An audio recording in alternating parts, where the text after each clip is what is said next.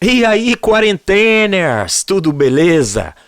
Olha, esse período de pandemia, a gente tá com tempo sobrando para falar de algumas coisas aí, mas eu confesso que demorei um pouquinho para gravar outro vídeo, porque estava com algumas outras atividades e acabei não tirando tempo, porque a gente quer preparar alguma coisa mais interessante, né?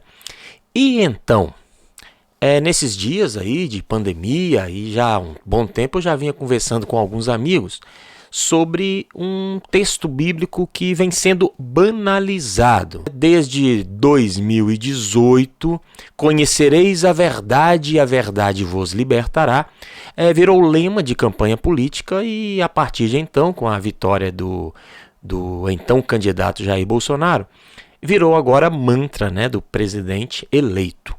E por que eu chamo de banalização? Porque simplesmente o texto tem se tornado banal. Simples assim.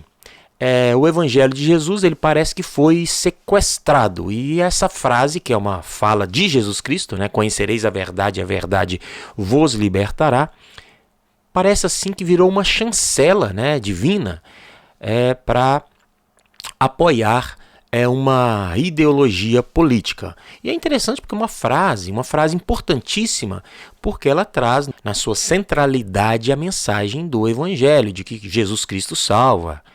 Porém, está sendo usada, por isso que ela foi banalizada, para defender ideologia política. A gente tem percebido que há uma guerra de narrativas entre esquerda e direita e o governo vende a sua narrativa, e como há um debate sobre a veracidade da sua narrativa, aí vem a chancela espiritual. Aí vem o texto bíblico, conhecereis a verdade, tipo, eu tenho a verdade, eu posso ser o libertador deste povo. Não é esta a intenção de Jesus Cristo ao falar essa frase. Ele não está falando de reinos humanos que podem libertar o povo. Pelo contrário, aqui estamos falando do reino de Deus. Mas vamos chegar lá. Eu vou dividir isso em duas partes. Eu quero primeiro analisar o contexto, porque é fundamental. Por isso que a gente está tendo um problema aqui. A frase foi extraída e lançada. E quando você pega aquele trecho, ela pode significar coisas que o autor não teve a intenção de dizer. O que dá o start para esta parte da história na vida de Jesus é exatamente uma tensão existente entre os judeus e Jesus Cristo. Quando ele diz que ele é o pão da vida, ali ocorre um escândalo da parte dos judeus. Deus é aquele que alimenta a criatura. E aí Jesus me aparece dizendo, eu sou o pão. E no capítulo 7 tem dois pontos aqui que me chamam a atenção. Primeiro, logo no começo do capítulo 7, os irmãos de Jesus aparecem na história. Eles não creem muito no ministério de Jesus. Isso o texto deixa claro. E aqui a gente já vê que essa tensão ela é inclusive familiar. E o segundo ponto é os judeus discutindo sobre o caráter de Jesus Cristo. Uns acham que ele é um homem bom, outros acham que ele é um enganador. Então essa tensão ela está formando o contexto que a gente está querendo encontrar aqui. E o capítulo 7, do capítulo 7 para o 8, é no capítulo 8 que está o texto que nos interessa.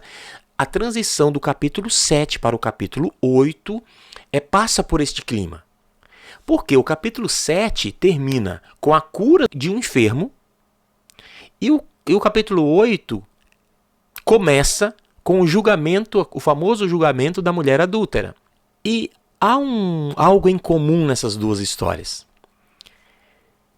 Jesus ele está sendo julgado pelos judeus de estar quebrando a lei, nos dois episódios.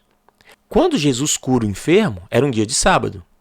E eles dizem, porque ele não deveria ter curado no sábado, porque a lei diz claramente que no sábado não pode trabalhar. Então Jesus ele vai ter que se explicar para dizer que uma cura de uma pessoa doente não pode ser aplicada a lei contra essa pessoa, né? É como se você estivesse colocando a lei acima da vida humana. Então Jesus vai dar essa lição para eles. E no caso do julgamento da mulher adúltera, a lei dizia que a mulher ou um homem que adulterasse, ele deveria ser punido com apedrejamento em praça pública. E agora? Jesus, que andava por aquelas bandas perdoando pecados, que já era uma ofensa para eles.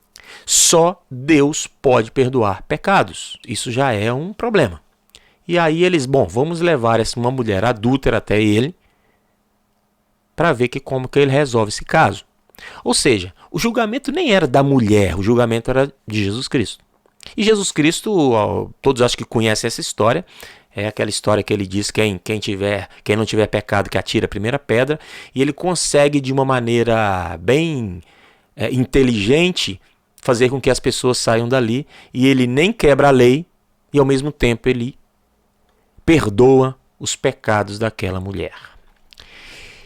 E aí a gente viu esse embate acontecendo. E esse embate, ele se prolonga ao longo de todo o capítulo 8. Aqui a gente vê que Jesus, existe essa tensão por conta de dois aspectos, que é o ministério de Jesus e a autoridade de Jesus. Primeiro, o ministério dele, porque ele começa a se apresentar como o Messias. E a autoridade, porque Jesus fala com autoridade, e a autoridade não de um profeta ou de um homem simples. Ele diz que ele é o pão da vida. Nesses versos que a gente viu aqui, nesses capítulos, ele perdoa pecados, ele diz que é o pão da vida, ele diz que é luz do mundo. Jesus usa a expressão, só no capítulo 8, eu vi aqui 24, 28 e 58 os versos. Jesus usa a expressão eu sou, que no Velho Testamento é o termo usado como nome próprio de Deus. Jesus vai usar esta expressão para si mesmo. E aí começa essa discussão, essa pressão em cima de Jesus, é porque eles percebem que, diferente dos outros líderes do passado, os outros profetas que apontam para Deus, Jesus começa a apontar para si mesmo. Então faz um pouco de sentido aquela dúvida que está na cabeça dos judeus, porque Jesus ele começa a se portar de uma forma diferente. Até na leitura da Torá, a interpretação de Jesus é um tanto quanto diferente. Ele começa a fazer uma reinterpretação da Torá que entra em choque com aquilo que os judeus estavam crendo. Porque ao estudar a Torá, ao estudar os profetas que estão lá no Velho Testamento, a gente vai perceber que há uma promessa. A mensagem do Velho Testamento é simples. Deus criou, Deus é o Criador, o homem pecou e há uma promessa de redenção. E esta redenção passa pelo povo judeu, a partir de Abraão é feita a promessa, e Deus finalmente promete que ele vai estabelecer o reino dele pela eternidade. Isso fica claro. Porém, Deus promete que este reino será implantado por um rei eterno, que virá estabelecer o reino de Deus. E é citado esse profeta como Messias. Messias significa ungido. Porque lá no Velho Testamento, ungido é uma pessoa que recebe a unção de um óleo. O óleo representa o Espírito Santo, ali chancelando a autoridade daquele líder. Isso era feito com os sacerdotes no templo e com os reis do antigo Israel. Então esse rei eterno representava aqueles reis, mas era um rei que iria implantar de fato o reino de Deus com toda a sua justiça social, não haveria mais a pobreza, o sofrimento. Então esta esperança que o judeu tinha, aliás ele tem até hoje, ele continua esperando este Messias, este homem, é um homem especial, como se fosse um profeta, como se fosse Moisés, mas com mais autoridade, com mais poder, com mais intimidade de Deus. Deus vai enviar esta pessoa para implantar o reino de Deus. Só que Jesus ele aparece E aos poucos ele vai se revelando como esta pessoa, porém, Jesus ele não se enquadra muito bem na expectativa que os judeus tinham do Messias e têm dele. Por isso, os judeus, na sua maioria, não aceitaram que Jesus era o Messias. Entretanto, há um grupo de pessoas que consegue ver na pessoa de Jesus o cumprimento das profecias. Aliás, o Novo Testamento, as cartas do Novo Testamento, as cartas de Paulo, elas são praticamente um artigo científico em defesa do ministério de Jesus e em defesa da autoridade e da pessoa de Jesus como o Messias. Os judeus lá no capítulo 8, eles vão chegar até Jesus e cobrar dele exatamente o fato de que Jesus está apontando para si mesmo. E Jesus novamente vai defender a sua autoridade, a sua missão. Veja os versos 54 e 55. Se eu me glorifico a mim mesmo, a minha glória não é nada. Quem me glorifica é meu Pai, o qual dizeis que é vosso Deus, e vós não o conheceis. Mas eu conheço. E se disser que eu o não conheço, serei mentiroso, como vós. Mas conheço e guardo a sua palavra. Olha como Jesus ele ainda fala com afronta. Ele olha para aqueles líderes, e ali tem fariseus, ali tem escribas, tem homens conhecedores da lei, e ele diz que eles são mentirosos e que eles não conhecem a Deus. As palavras são duras. E ele fala, eu não só conheço, como eu guardo a palavra de Deus. E aqui é importante, quem conhece, guarda. Este é o contexto. Aqui entendemos o contexto. Agora eu quero ir para o texto específico que está sendo banalizado nesta política que está por aí. Em meio a toda aquela polêmica em torno de Jesus, uns criam em Jesus, outros não criam.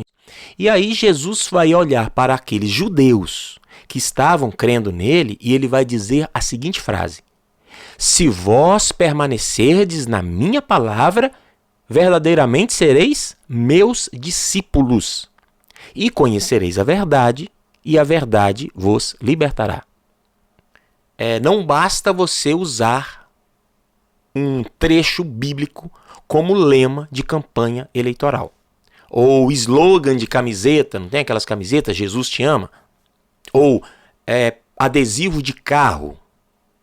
Tem muitos. Foi Deus que me deu. Tudo isso é legal, é bonito, não tem problema algum em usar uma camisa ou um boné escrito Jesus te ama.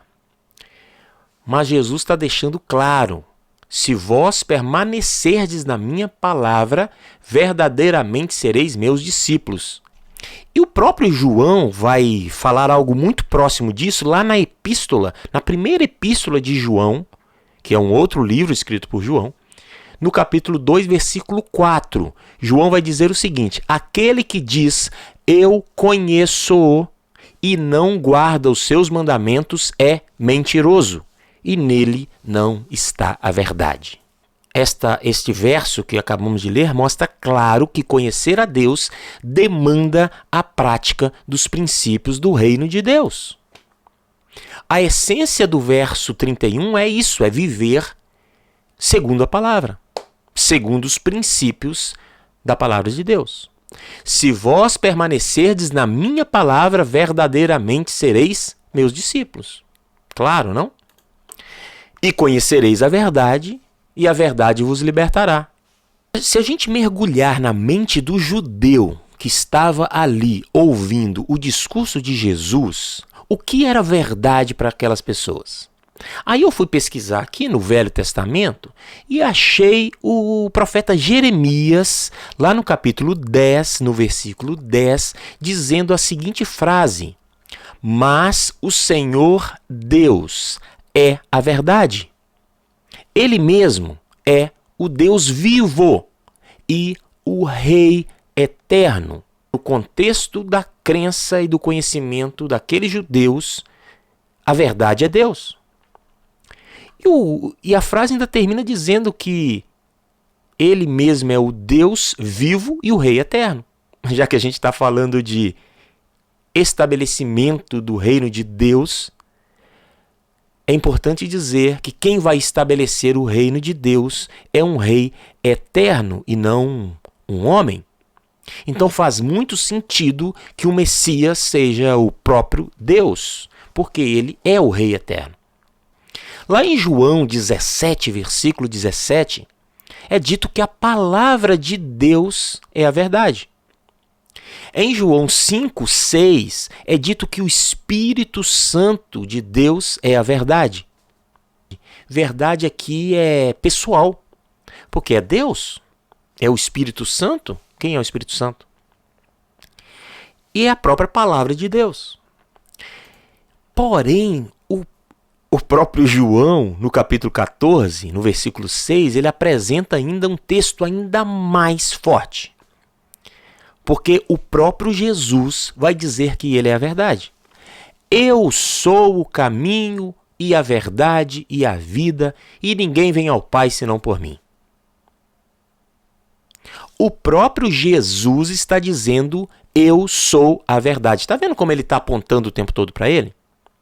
E está vendo como isso para o judeu é uma loucura? É um escândalo? Então, eu posso substituir verdade pela própria pessoa de Jesus Cristo, ou não? Se Jesus diz que a verdade liberta e ele confirma que ele é a verdade, quem liberta, quem é o libertador, é a própria pessoa de Jesus Cristo. Então, Jesus ele me aparece agora como o intercessor, porque ele não há um outro caminho, ninguém vem ao Pai senão por mim. O discurso de Cristo sempre vai se tornando um escândalo e os judeus vão armando ali uma situação para até matá-lo. Então, a tensão sobre Jesus, muito mais do que uma tensão política, como muitos tentam vender Jesus como um carinha aí de direita ou de esquerda, nós estamos diante do Deus se apresentando como homem para morrer pelos pecados da humanidade. E isto choca os judeus que não esperavam por isso. E conhecer na Bíblia, isso é importante dizer, conhecer na Bíblia é ter intimidade, é ter relacionamento. Quem nunca viu no texto bíblico fazer essa citação de conhecer, comparando com o relacionamento entre um casal, entre homem e mulher? Então, conhecer a Deus é ter intimidade com Deus, é ter relacionamento com Deus. Portanto, para você se tornar livre, o que o texto de Jesus está dizendo é que você precisa ter intimidade com a palavra de Deus, com o Espírito Santo de Deus, com o Filho de Deus. É isso que te faz liberto. Mas o texto ele não se resolve todo por aqui. Tem uma outra questão aqui, que é a palavra liberdade. Os judeus, eles, ao ouvirem esta promessa de liberdade, a gente nunca foi escravo, a gente vai ser livre. Por quê, né? Vamos ser livres. E Jesus vai responder o seguinte: em verdade vos digo que todo aquele que comete pecado é servo do pecado. Ora, o servo não fica para sempre em casa. O filho fica para sempre. Se, pois, o filho vos libertar, verdadeiramente sereis livre. Então percebe que Jesus ele vai fazer uma analogia com os escravos ou com os servos de um determinado senhor. Porém, estes escravos eles não podem se libertar. Eles não têm capacidade de se libertar, eles estão presos. Porém, o filho daquele senhor ele tem autoridade para trazer libertação para estes servos. Jesus faz essa analogia para dizer que nós, seres humanos, nós somos escravos do pecado, porque nós pecamos, não tem o que fazer, a gente erra, a gente falha, a gente comete situações em que não deveríamos fazer, a gente acaba fazendo e magoando outras pessoas. Daí Jesus diz o seguinte: olha, o Filho de Deus tem autoridade para te libertar da escravidão do pecado. Então você precisa do Filho de Deus para ser liberto do pecado. A mensagem de Jesus em torno desse texto é esta: se você conhece a Deus, se você deseja ser um cidadão do reino de Deus, você passa a praticar os princípios do reino de Deus.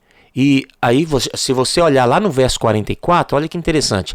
Vós tendes por pai ao diabo. Olha Jesus falando para os caras que eram religiosos. Vós tendes por pai ao diabo, e quereis satisfazer os desejos de vosso pai. Ele foi homicida desde o princípio e não se firmou na verdade, porque não há verdade nele. Quando ele profere mentira, fala do que lhe é próprio, porque ele é mentiroso. Ele, o diabo, ele é o pai da mentira. É disso que Jesus está falando aqui. E ele chama aqueles religiosos ali, aqueles fariseus, de filhos do diabo.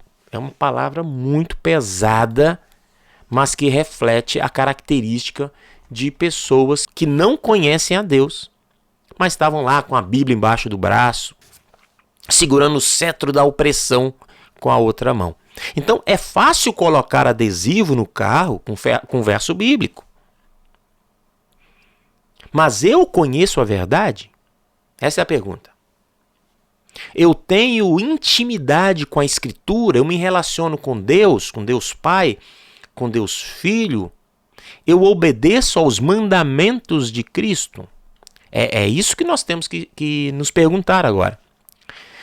Porque se a resposta é não, então eu sou o quê? Eu sou uma mentira. E a verdade não habita em mim. Agora a gente entende porque João vai dizer lá na primeira epístola que a verdade não habita neles. Mas se a resposta é sim, então eu tenho familiaridade com o Criador. Eu me torno filho de Deus. Antes eu era escravo, agora eu sou filho. Eu sou imperfeito, eu posso errar, mas agora eu pertenço ao reino de Deus. Quando você ama o reino de Deus, você passa a procurar defender, mesmo aqui neste mundo caído, os princípios do reino de Deus. Então não faz sentido um cristão que se diz cidadão do reino de Deus ser racista. Mas existiam muitos racistas na história da igreja? Existiram. Mas essas pessoas conheciam a Deus e pertenciam ao reino de Deus? Porque não há espaço para isso no reino de Deus. Então por que hoje, eu que me digo cidadão do reino de Deus, defendo princípios que não fazem parte do reino de Deus? No reino de Deus há um Senhor com princípios. Esses princípios, eles devem ser estabelecidos e vividos hoje. Se eu conheço a verdade, então eu amo a justiça de Cristo. A justiça social que o reino de Deus apresenta, eu amo aquela justiça. Então eu quero apresentar o máximo dela hoje. Eu preciso viver hoje e agora. Então eu não posso ter prazer, por exemplo, na tortura de um cidadão, porque no reino de Deus isso não vai existir. Na opressão, eu não posso sentir prazer na propagação de fake news, com o objetivo de destruir a reputação de outras pessoas. Eu quero praticar o bem, e eu luto para não praticar o mal, porque eu ainda sou um pecador, eu ainda não estou lá no reino eterno, eu estou aqui na terra. Eu sou um cidadão do reino vivendo aqui nesse mundo caído e ainda pecador. Então é óbvio que em algum momento eu vou vacilar. Mas quando eu peco, eu também me machuco. Porque eu sei que eu não sou um cidadão deste mundo, mas eu sou um cidadão do reino. E a minha vontade era praticar os princípios do reino. E sabe por que isso acontece? Porque eu conheci a verdade e a verdade me libertou.